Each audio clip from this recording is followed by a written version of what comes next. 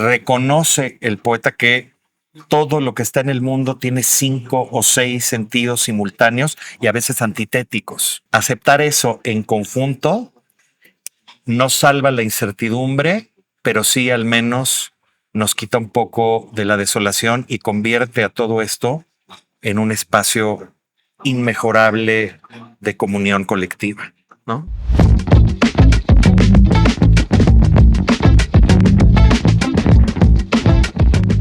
Bueno, Hernán, yo te conozco desde Frames Roma. Así es. En ese momento teníamos un espacio muy pequeño, muy cerca de donde tú vivías o vives. Sí, todavía. Sí. Después de 19 años ahí sigo, pero Wow. en efecto. Wow. Pegado a la Plaza Luis Cabrera, muy cerquita. Sí. Y ahí, pues, bueno, yo reconocí a un grupo de escritores y escritoras, poetas, que se reunían los sábados a conversar, haciendo una especie de tertulia.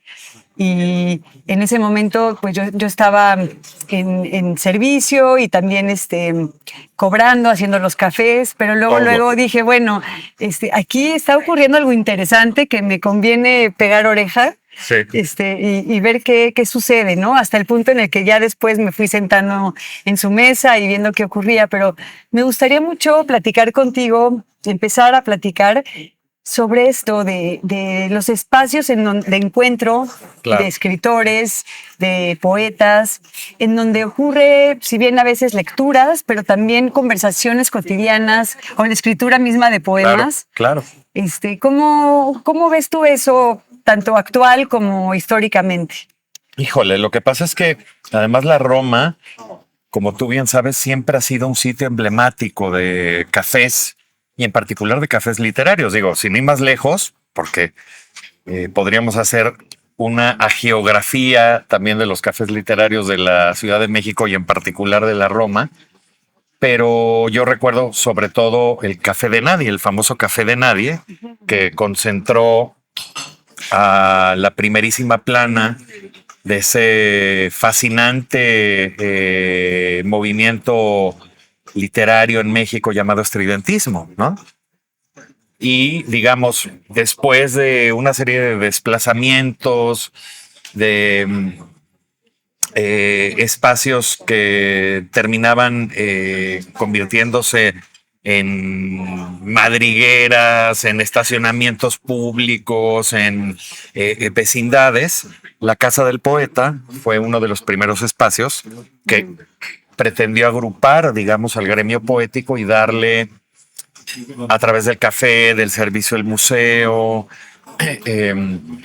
un espacio de dignidad y de calidez al gremio. Y así fue durante los 33 años que duró. Ahora ni siquiera quiero traer a cuento en qué se ha convertido, porque entre otras cosas ese espacio fue tomado por la Secretaría de Cultura del Gobierno de la Ciudad de México para convertirlo en una cosa completamente distinta, y estoy siendo muy eufemístico al respecto. Pero bueno, dejando atrás un poco las derivas y los destinos, yo también recuerdo que a los 18 años, 17, 18 años, empecé a ir a una pequeña tertulia que se hacía los sábados en Casa Lam, que también es otro espacio que estaba muy cerca del primerísimo Café Frames que hubo, ¿no? Sí. A unas 2 cuadras, ¿no? De distancia. Y ahí, los sábados al mediodía, en el café, cuyo título ahora no recuerdo, pero que digamos estaba en la parte superior de la librería Pegaso, que era buenísima. Sí. Y ahí comprábamos cualquier cantidad de libros de poesía, los que aspirábamos no solo a leerla, sino a escribirla. Ahí nos juntábamos numerosos personajes entre vivos y muertos, ¿no? Recuerdo que iba el poeta Raúl Renán,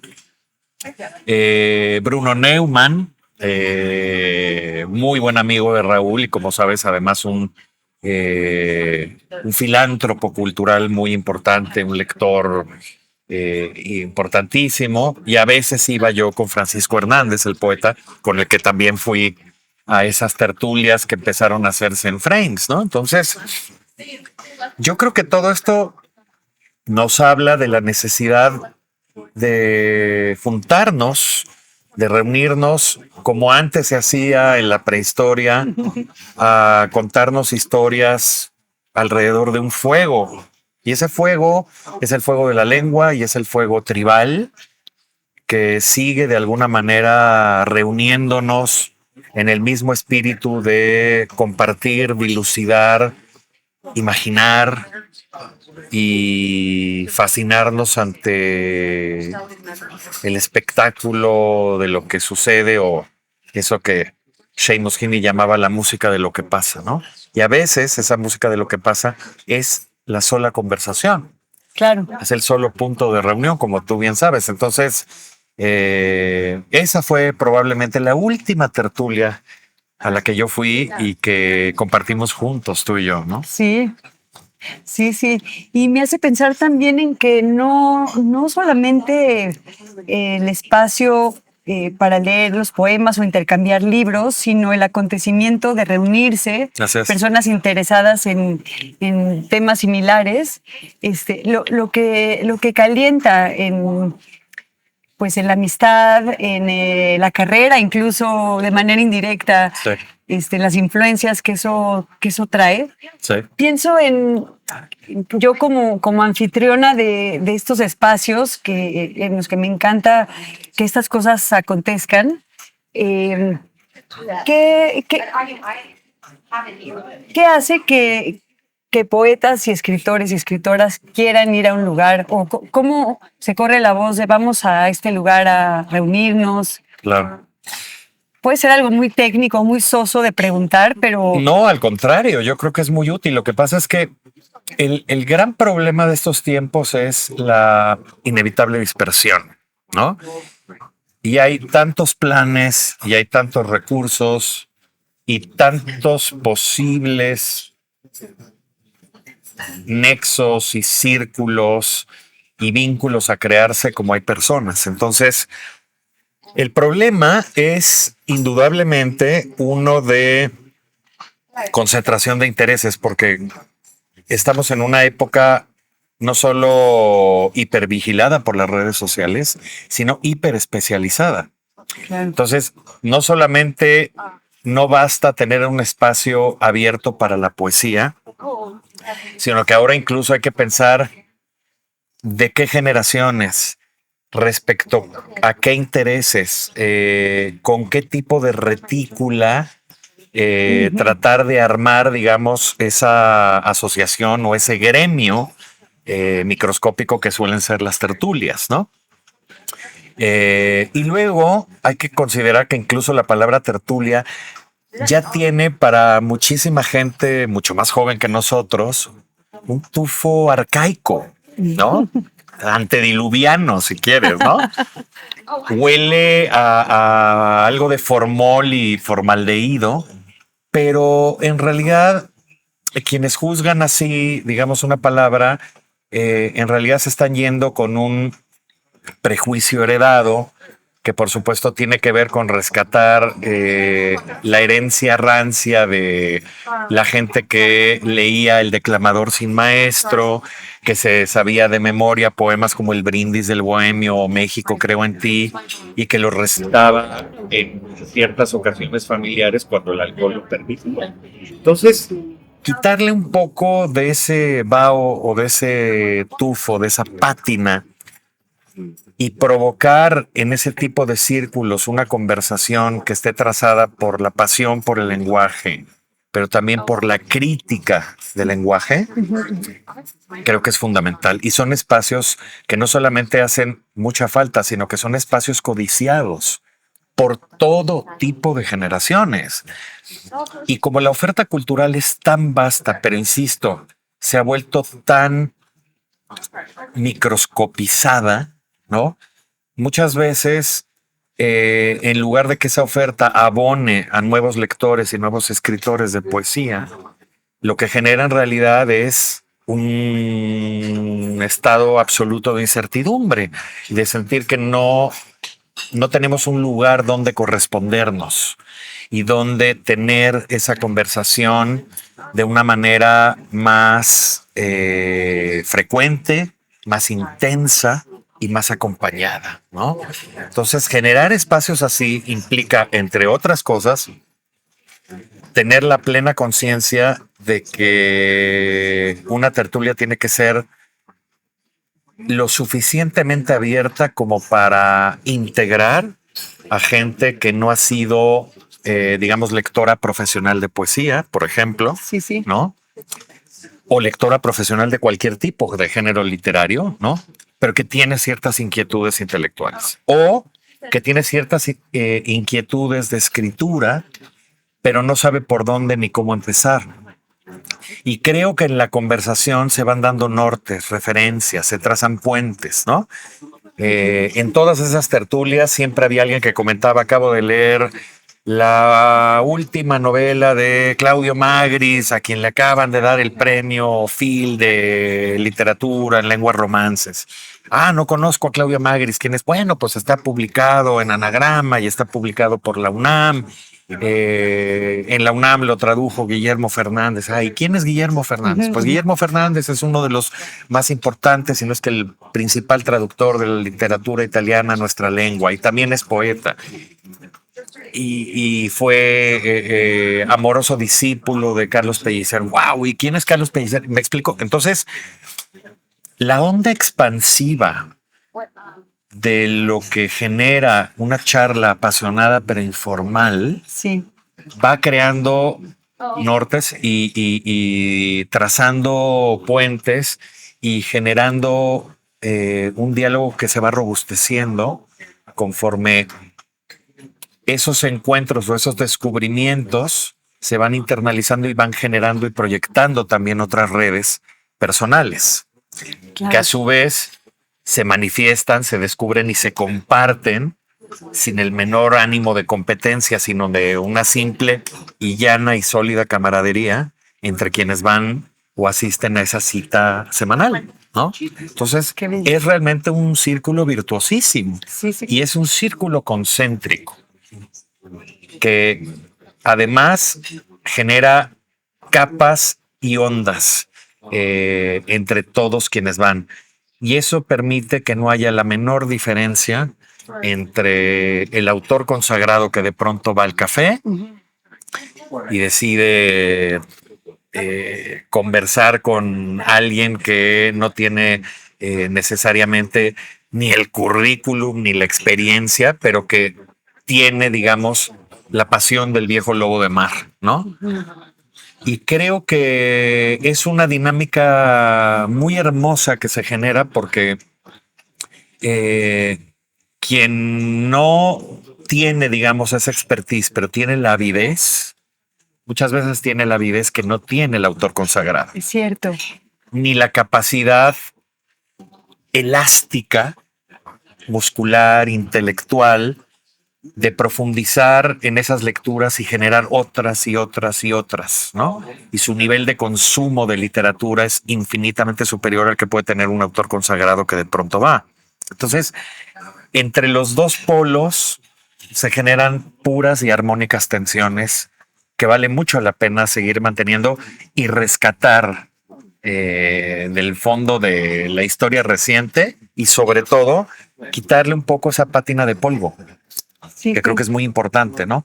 Y generar esa conversación en espacios seguros, amables, gentiles, generosos, pero donde la crítica y la polémica, por supuesto, son importantes como aliño de los alimentos y de la nutrición intelectual, crítica, histórica, filosófica y poética que todos vamos a recibir ahí, ¿no? Sí. ¿Y qué hace que un grupo determinado se reúna? O sea, hay en tu experiencia, no sé, hay alguien que lo convoque o de pronto dicen, bueno, vamos a vernos y se queda como un hábito fijo. Algo que me gusta es, y que tú lo dices, es una forma de interacción no formal, en donde el gran maestro o el gran poeta o la gran poeta no está en ese papel. Para nada. Y tampoco, el aprendiz tampoco está tomando notas o está en su papel de aprendiz, ¿no? Aunque lo sea. Sí. Pero, ¿cómo pensaríamos así que orgánicamente esto se gesta? Habrá muchos ejemplos, pero Sí, a ver, es que esto que dices es fundamental. En ese espacio o en un espacio así, lo ideal es que todos y todas somos aprendices simultáneos y transversales de quien está frente a nosotros y a un lado de nosotros. O sea, el consagrado, ¿no? O la consagrada repara un poco en la vitalidad, en la inquietud, en el deseo de saber, en la avidez que solo puede tener el joven. Y el joven repara en quien tiene un poco más de experiencia en su trayectoria de lecturas para discriminar también cuestiones que tienen que ver con la formación de su propio gusto, pero no existe un polo sin el otro. Entonces, todos en realidad somos discípulos del que está al lado nuestro, del que está atrás, del que está a un costado. Todos. Los únicos verdaderos maestros son los autores de esas lecturas que se comentan y se comparten. Y ese es el único magisterio que vale la pena difundir, ¿no? sí, sí, sí. Y bueno, pensando la otra cara de la moneda, o no sé si lo sea, en los laboratorios y talleres que guardan su distancia y también tienen sus similitudes con las tertulias, pero Sí. ¿qué ocurre ahí? ¿Qué fenómenos te ha tocado observar? Fíjate que yo creo que tú conoces además a la perfección también las dinámicas que se pueden generar ahí. El gran problema de muchos talleres, ¿no? Es que generan una escala horizontal. Sí, Y, perdón, vertical, disculpen. O sea, hay la construcción de una especie de pirámide nutricional literaria, donde quien está a la cabeza es quien imparte el taller, sí. ¿no? Y eso de alguna manera es verdad, pero en el estricto sentido técnico de la programación de las sesiones y de decidir qué se trabaja y qué no. Pero fuera de ahí, no debería haber la menor gradación ni la menor escansión vertical. O sea, lo que es importante es el diálogo entre pares, entre quien aspira a ser lector y escritor de poesía y quien lee y escribe poesía de manera más consuetudinaria, más frecuente, ¿no? Pero volvemos un poco a lo mismo. No hay en realidad las mayores diferencias entre un caso o un polo y el otro. Porque ante la página en blanco es exactamente igual el adolescente trémulo que empieza a bosquejar sus primeros intentos o sus primeros bosquejos de un poema, y el autor consagrado con diversos títulos o diversos premios que está también por sentarse a escribir un poema. Entonces, bajo ese principio, sí creo que es importante que disolvamos esa huraña verticalidad, y en realidad lo que se genera es un diálogo colectivo, ¿no? Donde lo que deberíamos aprender a escuchar es al poema mismo, ¿no? Escuchar lo que tiene que decirnos desde el albor de los tiempos, Homero o Safo, y un poco más adelante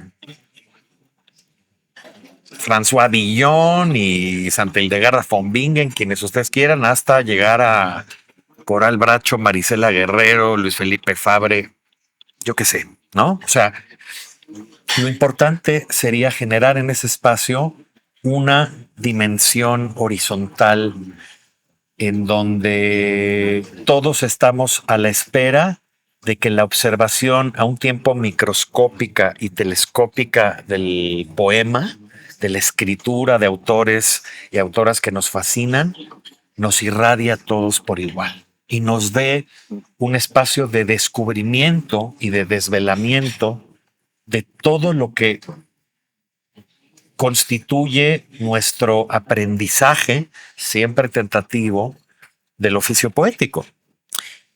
¿Por qué creo que es un espacio importante? Un taller o un laboratorio que por supuesto ya tenga abolida esa estructura piramidal, ¿no? Que confíe un poco en el desarrollo de esa suculenta horizontalidad, ¿no?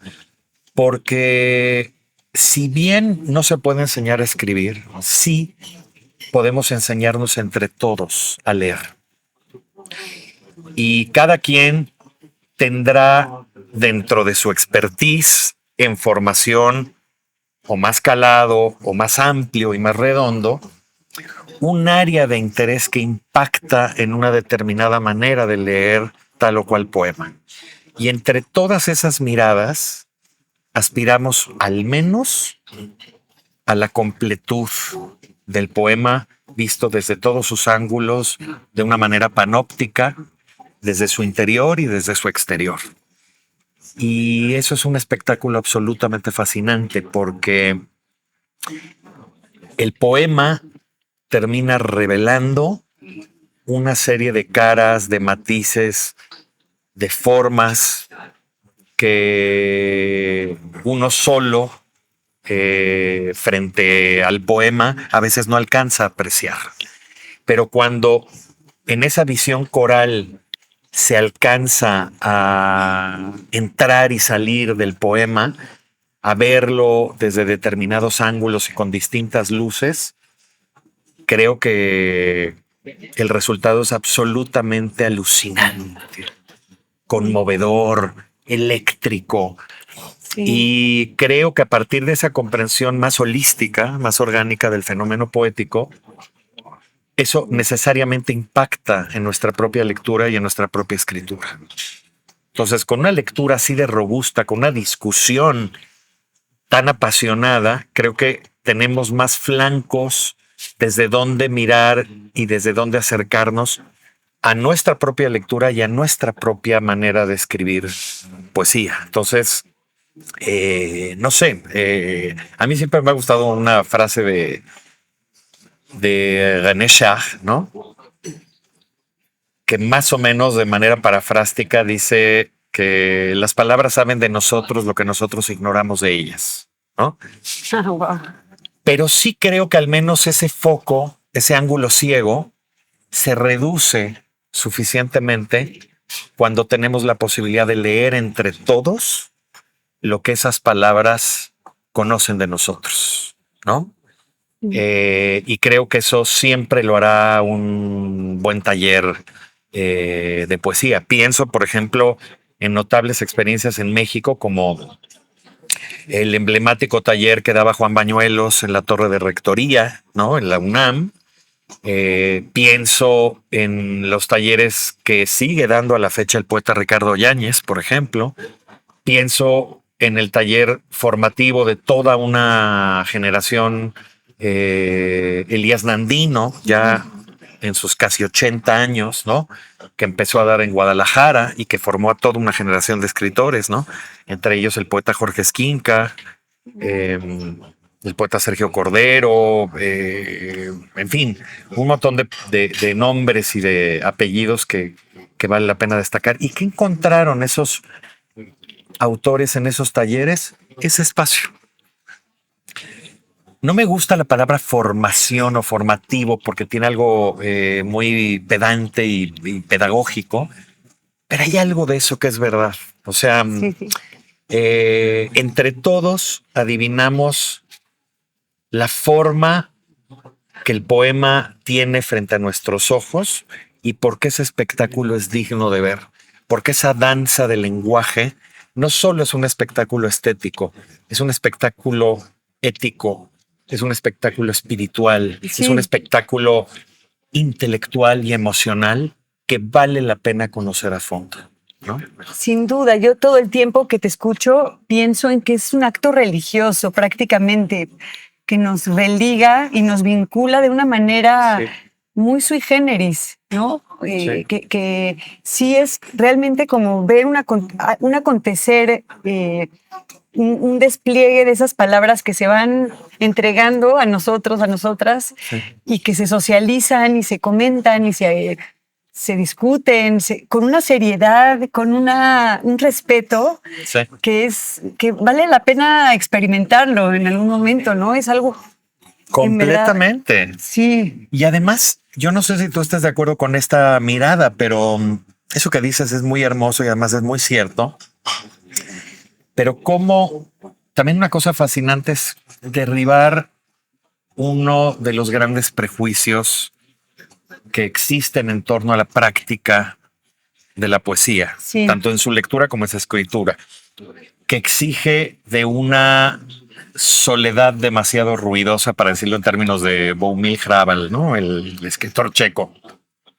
Sí, en efecto, exige soledad, pero esa soledad siempre está habitada de fantasmas.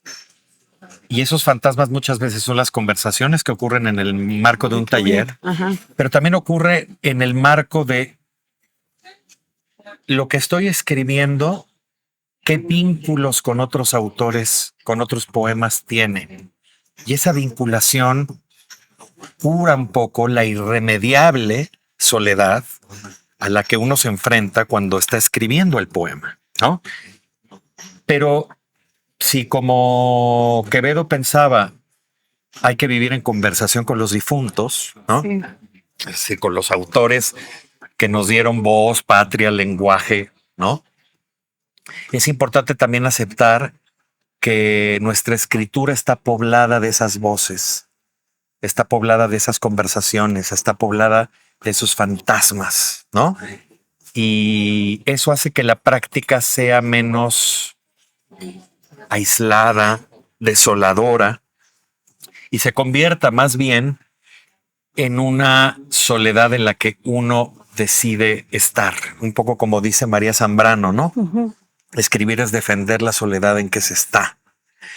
No puede haber una defensa sólida de esa soledad, sino es a partir de la defensa también de esas conversaciones, de ese ánimo coral, de ese religamiento con un grupo, con una serie de voces que permiten que esa soledad esté musicalmente poblada, ¿no? Y creo que es importante darnos cuenta de eso, ¿no? Eso al menos alivia un poco la perspectiva también de prejuicio, en donde solamente podemos, aislándonos en un tanque casi sin oxígeno y casi sin vista a tierra o lo que sea, poder escribir, ¿no?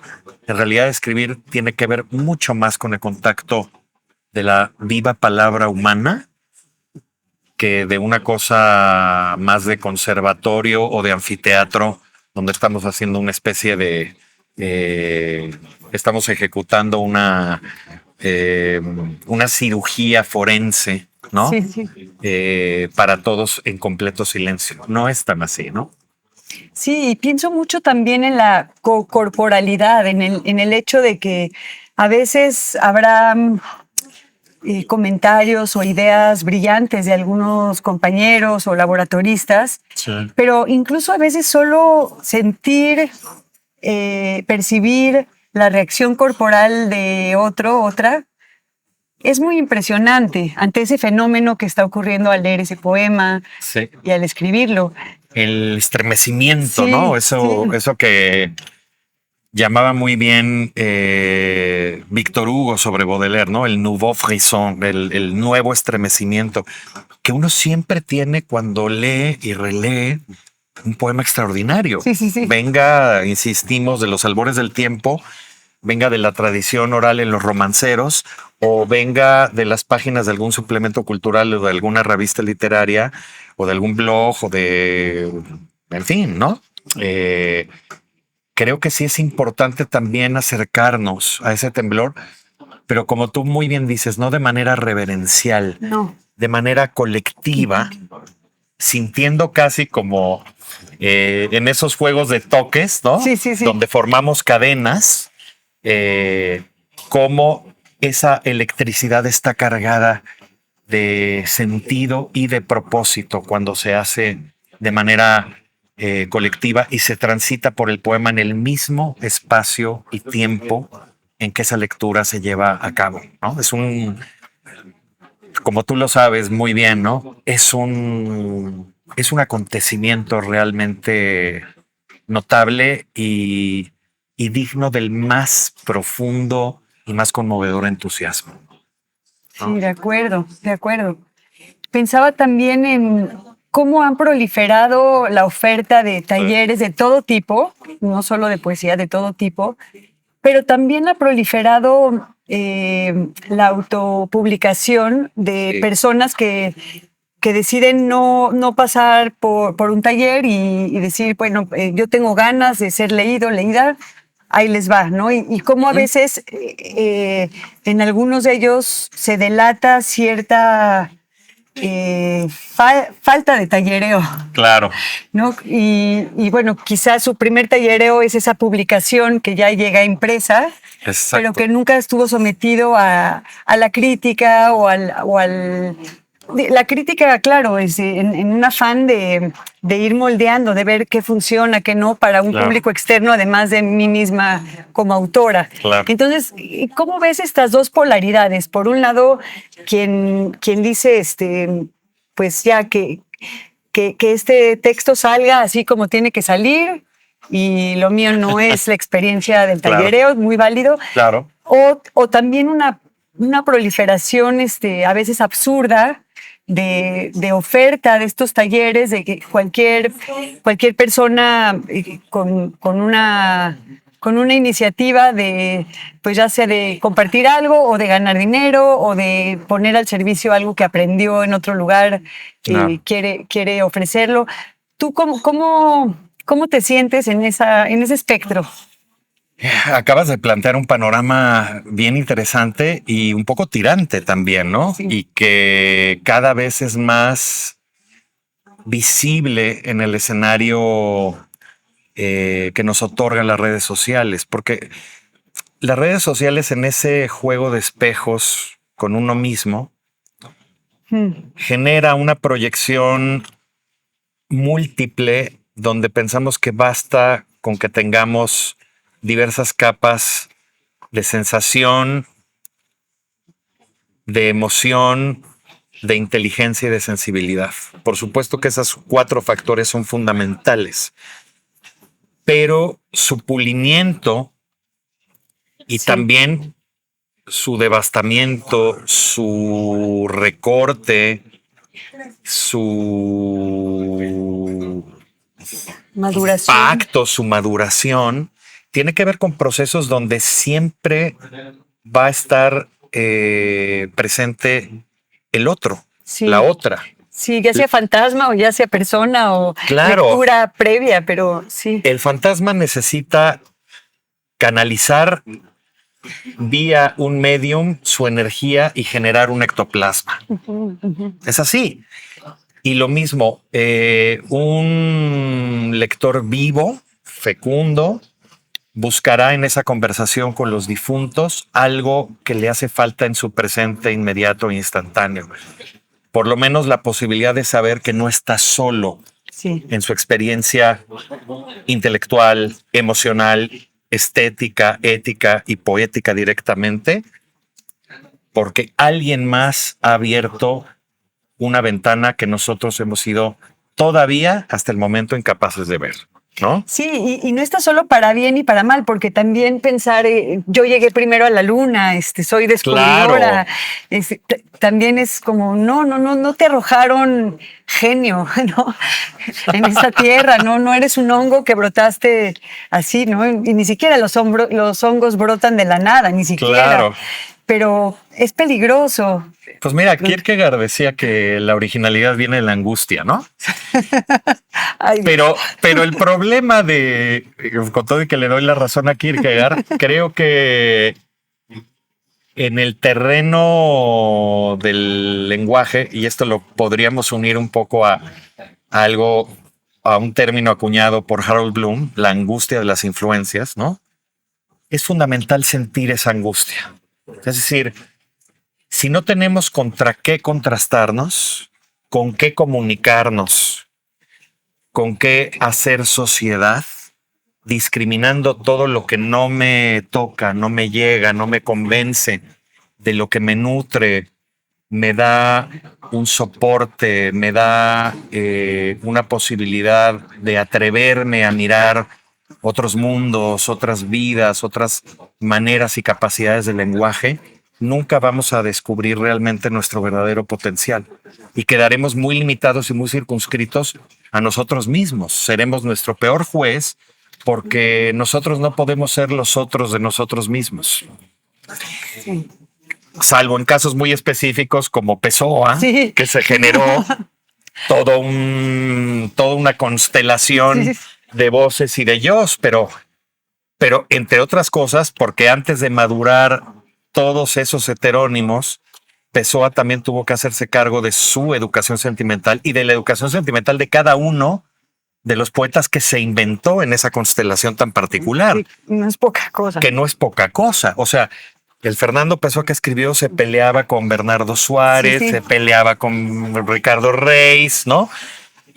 Y todos escribían de una manera profundamente distinta. Y eso implica, entre otras cosas, tener un coro bien concertado. Saber que yo tengo una tesitura, puedo ser bajo, tenor, contralto, soprano, pero que no me puedo mover de ciertos registros. Puedo intentar también hacer amplitudes, pero eso implica un despliegue de virtuosismo y también de técnica que no se aprende a solas. Eso sí es fundamental. O sea, ojo, se puede aprender a solas en el sentido de ser un autodidacta, pero no se puede aprender por uno mismo desde la vía intuitiva. Se tiene que aprender técnica y sólidamente a partir del ejemplo de otros autores que me mueven y que me remueven cosas, ¿no? Y a partir de ahí, entonces, intentar hacer una serie de desplazamientos dentro de mi zona de confort y de seguridad. Pero ves, o sea, es siempre uno enfrentado al otro. Y luego, una vez que nos damos cuenta de que no es necesario el enfrentamiento, uno en comunión, en consonancia y en disonancia también con los otros, ¿no? Sí, sí. Y a partir de ahí vamos haciendo nuestro catálogo de obsesiones y ese catálogo de obsesiones se va puliendo, se va afinando para que cuando lleguemos a descubrir el acontecimiento de nuestra voz, sepamos realmente en qué consiste ser quien soy. Y luego, en una mirada mucho menos psicoanalítica y más honda, casi diría abisal, saber también qué no soy y qué no es el mundo que trato de retratar y aceptar también que en buena medida la poesía y nuestro inconsciente son zonas de materia oscura o de antimateria totales. ¿Y cómo integrar eso? Bueno, eso también provendrá de un aprendizaje que ya no dependerá necesariamente de la técnica, el virtuosismo, sino de justamente mantener la técnica y el virtuosismo en el lugar en el que están, pero también hacer un descenso a otras zonas donde toda esa seguridad conseguida hay que tirarla. O sea, finalmente en ese momento hay que tirar el andamio. Son muchas vueltas y muchas piruetas y todo este conocimiento interior suena muy paradójico, Sí. pero es que la poesía es el ejercicio de esa libertad. Vivimos entre paradojas, escribimos entre paradojas. Reconoce el poeta que todo lo que está en el mundo tiene 5 o 6 sentidos simultáneos y a veces antitéticos. Aceptar eso en conjunto no salva la incertidumbre, pero sí al menos nos quita un poco de la desolación y convierte a todo esto en un espacio inmejorable de comunión colectiva, ¿no? Sí. O grupal al menos. Sí, y requiere tiempo. O sea, yo solo pienso en que todo eso que mencionas requiere tiempo. Tiempo, paciencia. Paciencia. Uf, buenas dosis de escepticismo, de sano escepticismo. ¿Qué aprendí? ¿Qué no he aprendido? ¿Qué me falta por aprender? ¿Qué zonas me dan miedo tocar? Porque o no tengo el conocimiento técnico o no tengo el conocimiento interior o en apariencia no tengo la experiencia humana y formal para transitarlo. Implica reconocer muchas de esas cosas, pero también es muy conmovedor y también es muy interesante ver en el desarrollo o el despliegue de la obra poética de un autor o de una autora la manera en la que decidieron lanzarse a hacer ese salto cuántico, que es un salto de fe. Y esos saltos de fe tienen que ver también con reconocer que hay ciertas zonas de maduración que a veces ya están lo suficientemente rastrilladas y cultivadas como para seguirlas abonando y rastrillando una y otra vez. Y es interesante, mejor voy a explorar la zona que ha sido menos fértil, tal vez. ¿Por qué no intentar poblar esta zona más desértica que tengo? ¿Por qué no ir hacia... En fin, Sí, sí. es siempre un trabajo de no saber, en realidad. No saber, es un saber no sabiendo, toda ciencia trascendiendo, como dijera San Juan de la Cruz. Otra vez estamos como en la espiral de esas paradojas. Pero es que un poco la escritura poética es así, pero también la lectura. Entonces, lo único que podemos llegar a saber y a dominar es el conocimiento de que sabemos muy poco, verdaderamente. Y de que la técnica en ciertos momentos resulta fundamental para después tirar abajo ese andamio. Pero si no tenemos ese andamio sólido, no podremos construir absolutamente nada. Tendremos la ilusión de crear un enorme edificio, cuando en realidad lo que estamos construyendo es un muy modesto juego de bloques de madera Sí. que se puede caer con una facilidad enorme, porque nosotros somos al mismo tiempo el único constructor, el único arquitecto y la única persona que está viendo esa construcción en tiempo y forma, ¿no? Sí, sí, sí. Justo en esa imagen que describes casi como de Jenga, de este juego de Jenga, me haces pensar en que la semana pasada 3 amigos distintos me pidieron que leyera sus manuscritos en un afán de darles pues una observación o una lectura externa y poderles Claro, un dar feedback. un feedback. Y me sorprendí en los 3 casos cómo no tenían la paciencia de recibirlo. Ajá. O sea, para empezar, como que no le daban la cabida con la atención Sí. con la que yo leí sus manuscritos, ¿no? Claro. Y el tiempo que le dediqué.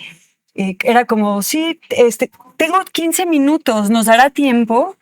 Y dices, bueno, yo llevo 3 días, o sea, porque además... Yo llevo 3 días leyendo esto leyendo intensamente. esto, sí, sí, sí, y para darte genuinamente pues una opinión que te sea útil, ¿no? Pero parece que no hay interés de trabajar después, que es nada más como, sóbame el ego, dime que está increíble y carpetazo, vamos a lo que viene. Es que la mayoría de los casos es un poco semejante al hecho de que cuando nos preguntan o preguntamos, ¿qué tal? ¿Cómo estás? Sí, Esperamos un muy bien, ¿y tú? sí, Porque si decimos muy mal, eso ya implica necesariamente un esfuerzo de tomarse el tiempo, de preguntar por qué, de empatizar sí. y Romper el automatismo de entrada, ¿no? Exactamente. Y pasar a lo que sigue. Acabas de decir algo fundamental para la práctica poética. Sí, De la lectura y después de la escritura, ¿no? Romper con los automatismos, romper con las inercias, romper con los falsos fundamentos que tienen que ver con yo me puedo criar solo, y dado que pasé por la edad de la punzada y llegué a mi juventud y luego a mi madurez, puedo perfectamente sí. hacer ese proceso yo mismo respecto a mis lecturas y respecto a mi escritura. Y de nueva cuenta volveríamos a lo mismo. ¿Realmente nos independizamos en algún momento? O sea, ¿cuáles son las sanas independencias? ¿No debería haber sanas interdependencias? ¿No deberíamos Sí, claro. en realidad pensar en que mi vínculo con autores como Safo, como Quevedo, como Goethe o como Wisława Szymborska pueden ser para toda la vida e incluso cambiar. Me gustaba antes la primera etapa o la primera parte de la poesía de García Lorca cuando yo era más joven. Después aprendí a verlo y a leerlo de una manera mucho más intensa en su última parte, cuando escribió El Diván del Tamarito, Los Sonetos del Amor Oscuro. Todo cambia en nosotros. Sí. Nosotros estamos convirtiéndonos todo el tiempo en otros. Todo el tiempo estamos mudando de piel. Todo el tiempo la vida nos está exigiendo eso. Y eso también tiene que ver con una manera de aceptar que los otros también lo hacen. Y eso es fascinante verlo en un taller. Hay una especie de ritual que ocurre, digamos, no porque aplauda ni celebre la tauromaquia, ni mucho menos, pero al menos mi amigo, el espléndido primer actor Arturo Beristain, contaba que, medido incluso científicamente, en los momentos de mayor tensión y suspenso de la lidia del toro, el pulso cardíaco, la frecuencia cardíaca del torero en turno resuena exactamente que con la de la afición que está asistiendo a ese espectáculo. Eso ocurre, y podría apostarlo y jurarlo también, con la lectura de un poema que nos remueve cenizas, fibras y monumentos interiores. O sea, es importante darnos cuenta de que eso que nos une fue dado por una sola voz, pero por una sola voz que aceptó las de los demás. ¿Por qué no retribuir eso en la lectura? En la lectura en voz alta o en la lectura gremial o grupal, devolvemos esa intención al poema. Y es un círculo cuya evolución vale la pena ver, porque es realmente un espectáculo estremecedor. Claro, y volviendo a esta cocorporalidad, se sintoniza. Exacto. En una colectividad, Sí. Un pulso, una emoción, Sí. una apreciación que al sumarse en diferentes cuerpos se amplifica. Se amplifica. Todos, eso que Potencia. dijiste es muy cierto. Todos terminamos convirtiéndonos en altoparlantes o en bocinas del poema. Sí, Y cada una tendrá, digamos, una ejecución o una sensibilidad distinta respecto al sonido emitido Sí, y sí. respecto a las imágenes también emitidas. Algunos se concentrarán más en los bajos, otros en los altos, pero todos tendrán una manera muy particular y afín de ecualizar. sí. Y es fascinante ver ese espectáculo. De verdad creo que es una de las cosas más emocionantes y portentosas que uno puede aspirar a hacer y a ver y a entender y a generar como lector de poemas, pero también como escritor potencial de ellos, ¿no? Sí, sí, sin duda. Y bueno, ahora, ¿qué piensas del otro panorama, del exceso de oferta de talleres y laboratorios? Claro, bueno, a mí me encanta que exista toda esa panoplia enorme. También es, por supuesto, una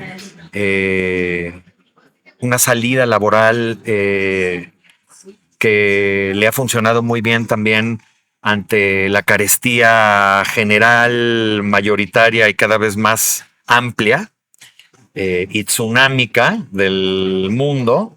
Ha funcionado muy bien para muchos autores. Y a mí lo que me gusta es que en los talleres que yo celebro y respeto y admiro, quien los imparte pone, digamos, a disposición de los tallerandos, ¿no?, una serie de herramientas que pudieron haberle sido útil al autor en turno, ¿no? Sí. Pero bajo el conocimiento exacto y riguroso de que no es aplicable como verdad universal. Son técnicas atemperadas y eso me gusta. Creo que en un buen taller lo que se genera es, hay una técnica o una serie de principios técnicos sólidos que deben entregarse con determinados matices a cada uno de los participantes, dependiendo también Sí. su emocionalidad, su paisaje interior, para decirlo en términos de Manley Hopkins, sus necesidades de vida, de lectura, pero también con una audición y con una visión ciertamente reconcentradas en las particularidades de esa voz, Sí. ¿no? Es decir, Sí. alguien que está tratando de gritar en versículos la versión más destructiva y tremebunda del amor, por supuesto que valdrá la pena decirle, oye, hay poemas de esta experiencia que te podrían nutrir y que te podrían dar un catálogo Sí, sí. de asuntos, de formas, de aproximaciones que podrían sumar, ¿no? No sé, léete El aullido de Ginsberg, léete a Pedro Salinas, ¿no? Y también las antípodas y cosas que puedan matizar eso, porque no se trata aquí de postular o de definir absolutos contrarios, sino de ir generando un pantone que permita que el poeta no solo tenga un recurso que lo ejerza ad nauseam, sino que Claro, tenga toda claro. una paleta referencial, discursiva, léxica, sintáctica, gramatical, formal, que le permita integrar todo eso y moderar la experiencia, nutrirla, formarla y deformarla a placer, a voluntad, e incluso darse cuenta de que muy probablemente su experiencia tal vez estaba un poco errada en el sentido de que es definitiva y absoluta, sino que en realidad Claro. la experiencia humana o la experiencia interior se va modelando durante la escritura del poema. No es una cosa que uno trae de fuera, ¿no? O sea, no es como ya me traje la paca de Y se va Estados a mantener Unidos, ¿no? intacta, tal como la Claro, trajiste, ¿no? Sin una exacto. evolución. Sino que eso tiene una evolución y tiene un ciclo que cumplir dentro de la propia escritura del poema. Y Sí. muy probablemente eso que consideramos un horror sentimental y emocional, la ruptura de algún vínculo amoroso, por ejemplo, no tiene que convertirse necesariamente en un drama helénico, ni tiene que convertirse en el poema más desgarrado que conozcamos, sino que puede convertirse en la punta de lanza de una observación atenta, casi atómica, de algo que parecía completamente distinto a lo que esa experiencia representaba. De tal manera que un terrible y agudo dolor amoroso puede dar lugar a una contemplación natural, inesperada, Claro. porque el poema así lo pedía. Y dar ese paso, aceptar que es muy distinto lo que uno quiere que el poema sea a lo que el poema debe y quiere ser, es fundamental, porque ahí también entra la voz oculta del poema, que también se descubre mucho después de que moderamos la nuestra y de que integramos la colectiva. Ahí es donde verdaderamente empezamos a oír al poema, sus necesidades que siempre son muy sutiles, incluso en poemas que parecen gritarnos todo de cabo a rabo. Es qué es lo que este poema en el fondo está queriendo decirme. ¿Qué experiencia más allá de la humana quiere comunicarme? Es una experiencia que solo puede pasar por el estrato verbal, pero que termina por sacudirme y por exigirme que yo sea su altoparlante, lo que decíamos. Sí, sí. No aquel que vaya a ser el único intérprete, no, quiere que resuene en mí y va a resonar en mí y en ti de maneras distintas, pero entre todas se arma una ecualización de frecuencias que es absolutamente alucinante de ver, ¿no? Y eso solo se ve en un taller o en un laboratorio o en un lo que sea, ¿no? Sí, sí, sí. Pienso mucho mientras hablas en el oficio de quien guía el laboratorio, el taller, como precisamente un guía, no como un maestro o una persona que viene a como a vertir toda su experiencia y conocimiento, sino que está más al servicio de ir siguiendo las inquietudes y necesidades de cada participante Sí. para ofrecerle una gama de posibilidades, de lecturas, de parientes posibles, ojalá, Exactamente. y decirle, bueno, te escucho sin deseo y sin memoria también, ¿no? Diciendo, yo no quiero que te parezcas a un gusto propio o a una... O sea, siempre va a haber, por supuesto, una subjetividad, ¿no? Que Claro. prefiera ciertas cosas o lo que sea, pero de pronto hay gente que empieza a escribir como sus maestros o se nota de qué taller vienen porque tienen como un gusto muy definido, ¿no? Un Acabas tema, de dar justo con una evaluación, una crítica que yo comparto al 100% de tantísimos talleres, ¿no? sí, Que en realidad los formatean. son repetidoras, son estaciones, se vuelven estaciones repetidoras de un estilo, ¿no? Sí, Y eso acaba paralizando y ahogando la voz en formación tanto de los tallerandos como del propio tallerista. Sí. Porque lo que es muy triste no solo es ver ese ánimo reproductivo ad nauseam de una misma manera de ver la poesía, con una caterva muy particular y muy sintética de unos cuantos autores, sino que en realidad te acabas dando cuenta de que esa pobreza elemental, que no tiene que ver nada con el franciscanismo, que vale la pena también incorporar estas prácticas, sí, sí. pero la pobreza, por desgracia, se ve también en el trabajo, en la cabeza y en la sensibilidad del propio tallerista. Entonces, Sí. lo importante no es hacer una fábrica de clones, aunque para muchos talleristas de ego un poco elefantiásico, es fundamental generar esa multitud de sombras, ¿no? Sí, que los que lleve mi sello, ¿no? Claro, claro, exactamente. Yo creo que en realidad lo fundamental es que reconozcamos, entre otras cosas, sesión a sesión, cómo las aparentes antípodas siempre nos nutren, cómo no es intentar ser el fiel de la balanza, porque eso es imposible y es estúpido, sino tratar de ir de un lado a otro, de un polo a otro, ¿no? O sea, ¿qué quiero decir con esto?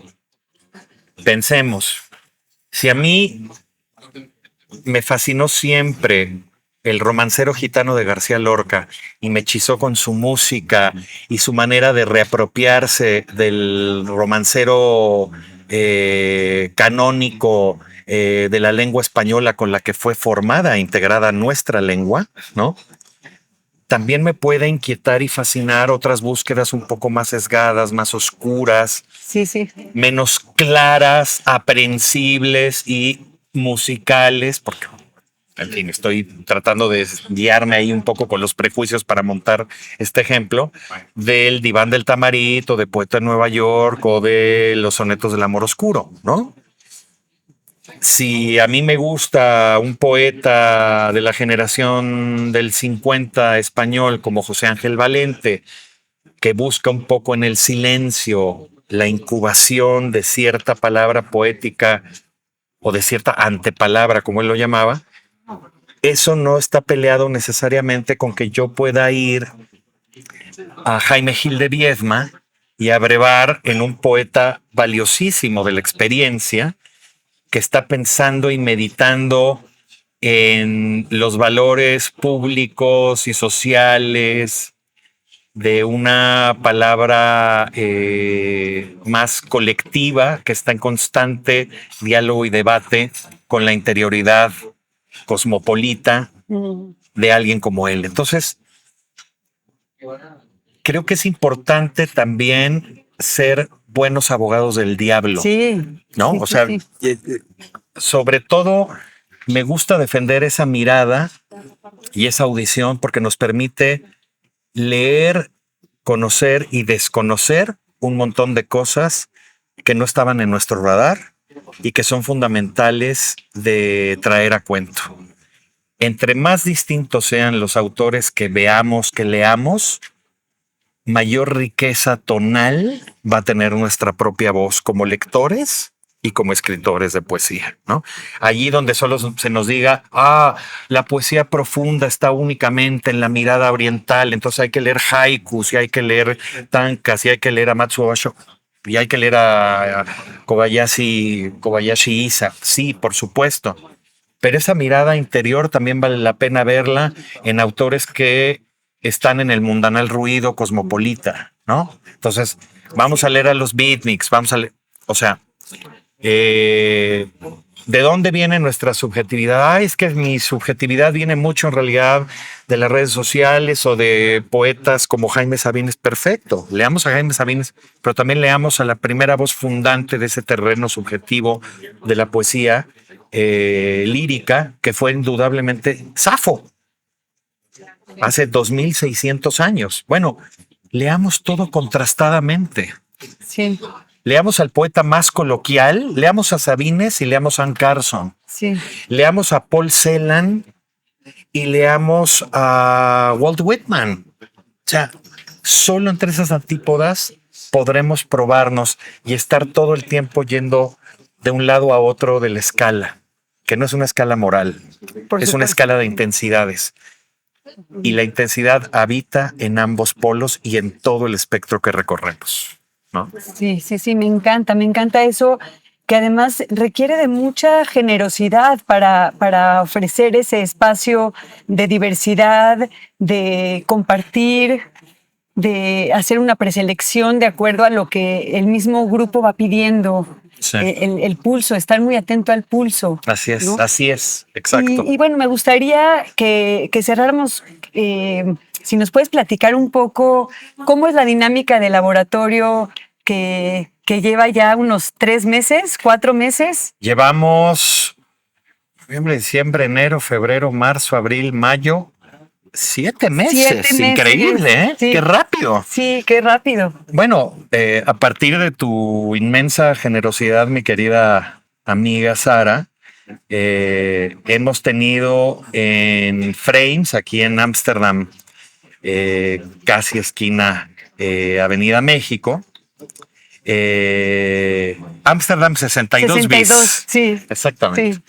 Un espacio donde todos los miércoles de 5 de la tarde a 7 de la noche discutimos, conversamos en torno a diversas lecturas propuestas por mí en conjunto con todos los laboratoristas que vienen y que hemos formado un grupo compacto muy hermoso, lleno de inquietud, de provocación, de un diálogo plena y neta y naturalmente horizontal de la poesía, ¿no? Donde entramos y salimos de la forma al aparente significado y nos damos cuenta que en realidad el verdadero significado es la forma y la forma también se adivina y se sospecha detrás del significado. Hemos desarrollado pues un espacio semanal de conversación en torno a lecturas que nos apasionan, nos inquietan y que incluso muchísimas veces desconocíamos, pero que van integrando esas carpetas interiores Sí. en las que modelamos y modulamos nuestros intereses y nuestros apetitos como lectores y como escritores de poesía, ¿no? Hemos leído desde Safo, Safo de Mitilene, hasta, por ejemplo, Blanca Varela, que es la autora que inmediatamente vamos a leer, la espléndida poeta peruana. Sí. Pero hemos pasado por Paul Valéry y El cementerio marino, ¿no? Uno de los grandes poemas del siglo XX. Hemos pasado también por la experiencia de leer a Jaime Sabines a raíz del centenario de su nacimiento y tratar de despejar de la ecuación de su lectura un montón de prejuicios que había en su contra, heredados, por supuesto, de cierta infatuación intelectual, ¿no? O formalista en el medio literario mexicano, pero también hemos leído a Idea Vilariño, la extraordinaria poeta uruguaya, hemos leído a Alejandra Pizarnik, la notabilísima poeta argentina, en fin, semana a semana, sin parar, desde hace 7 meses, nos reunimos con el solo propósito de hacer que la poesía, como muy bien dijo Luis Cardoso y Aragón, sea de verdad la única evidencia de la existencia del ser humano.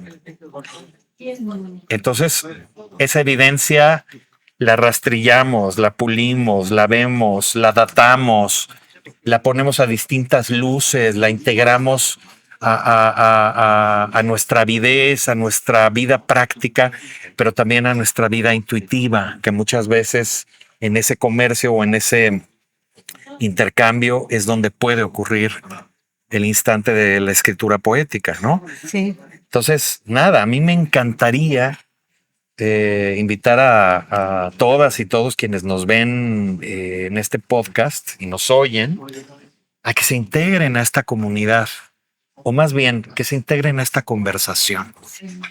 Porque más que una comunidad, lo que ocurre aquí es una conversación. Y es una conversación muchas veces entre vivos, pero también de vivos con difuntos, de difuntos con vivos, y de tal manera que lo que tenemos en conjunto es una celebración del estado más alto al que puede aspirar la palabra, que es la poesía. Lejos de la comunicación, lejos de los absurdos malentendidos y lejos sobre todo de cualquier ánimo disciplinario, de cualquier ánimo solecista, de cualquier ánimo dogmático. Como toda conversación, esto está abierto a todos los tonos, a todas las voces, a todos los matices, porque eso va a enriquecer nuestra experiencia poética, hasta integrarla en nuestras vidas de una manera en la que la poesía se vuelve una parte fundamental de nuestro saber, de nuestra aptitud y de nuestra intención e intuición humanas. Sí, me encanta eso. Dense un regalo y vengan el próximo miércoles a atestiguar ese fenómeno, porque es realmente un regalo que acontezca esto aquí y bueno, el grupo de personas que viene, que es maravilloso. Son extraordinarios, tú los conoces. Sí, sí, y bueno, has traído también autores y poetas aquí, Claro. traductores. La idea también es cada mes traer a un invitado, invitada Exactamente. a leer sus poesías. Eso es lo fascinante, ¿no? Sí, sí. Leer autoras y autores que también estén vivitos y coleando. Son vecinos a veces. Que sean muchas veces vecinos, otras que digamos logramos cazar y cachar porque acaban de venir a la presentación de un libro, vinieron a una feria o lo que sea, y podemos tener esa discusión y esa conversación privilegiadísimas con ese autor. Entonces ya hemos tenido, por ejemplo, a Fabián Espejel, el espléndido poeta y traductor, que nos habló de su traducción del Cementerio Marino de Paul Valéry, ¿no? Vino Teddy López Mills, la extraordinaria poeta y ensayista y traductora, que vino a hablarnos de uno de sus títulos emblemáticos, Muerte en la Rúa Augusta, ¿no? Que se convirtió en un título de culto desde su aparición, ¿no? Y próximamente vendrá también la multipremiada poeta, narradora, traductora. Miriam Moscona, que nos hablará de viva voz también de uno de sus títulos también más emblemáticos, Ancina, donde ha estado trabajando con el ladino o judeo-español, esa especie de español encapsulado hace más de 5 siglos, ¿no?